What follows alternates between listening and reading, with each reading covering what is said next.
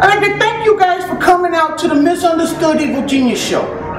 As the one-time scariest man on the planet, I felt indubitably that it was my job to take over the show this week for the Halloween episode. Now, your regular host, the Misunderstood Evil Genius, some would say that he's a pretty intelligent guy.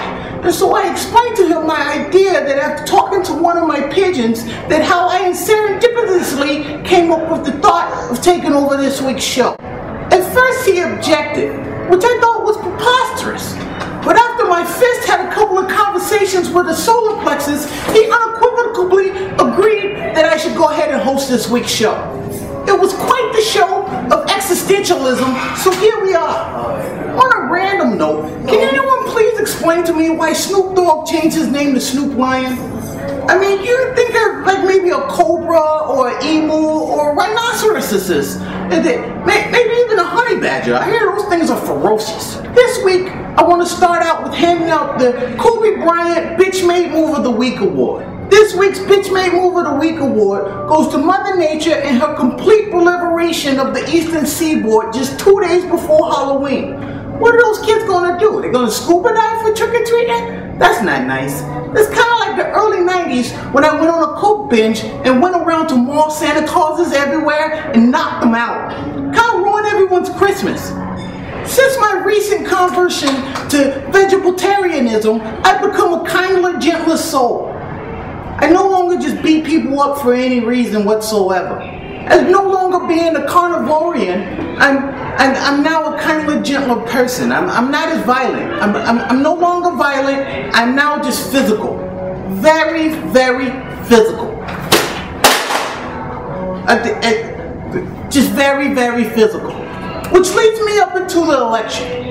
Everyone just automatically assumes that because I'm black, I'm going to vote for Barack Obama now.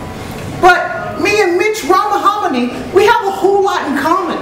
Just think about it. If he could turn me into a corporation, the beating and raping of people will be much easier for me to get away with, much like his corporations do now. And if I vote for Barack Obama, his healthcare system is going to help me out in the long run. All the people that I beat unmercifully, they're going to be able to afford to get better, which means that I can just beat them all over again. Long term, that's good for business. So as you can see, I'm stuck between a boat dock and a marble hard case. Who am I kidding? I'm a convicted felon. They don't allow me to vote anymore. But I'm going to encourage you to. Who knows? You may find me at a polling booth next Tuesday helping convince my constituents on who to vote for. In a physically non-violent manner, of course. This has been Iron Like Tyson at the Misunderstood Evil Genius show. I'd like to thank you guys for coming out and have a safe and happy Halloween. Everybody out there, you better vote next week or I'm going to come to your house and bite your ear off. Is that on my vegetarianism diet? Ears? Not made of soy? No?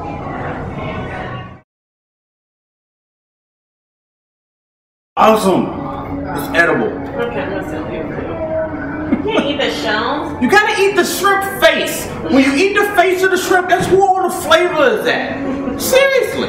All the flavor besides that is just shrimp that you can get anywhere. From Red Lobster, you get it from Papados. It's scrimp, first of all. It's scrimp. You're right, it's scrimp. And you gotta eat the face. Shrimp faces. Scrimp faces. If you don't eat it all, then it's going to be messed up and it's going to come back to life and haunt you. Kind of like the zombie apocalypse. This is Mike Tyson warning you about the zombie apocalypse. You guys need to take shelter and double tap to the face. To the face! If you don't double tap to the face, the zombie's going to come back alive. He's going to eat your children, much like I used to do back in the day.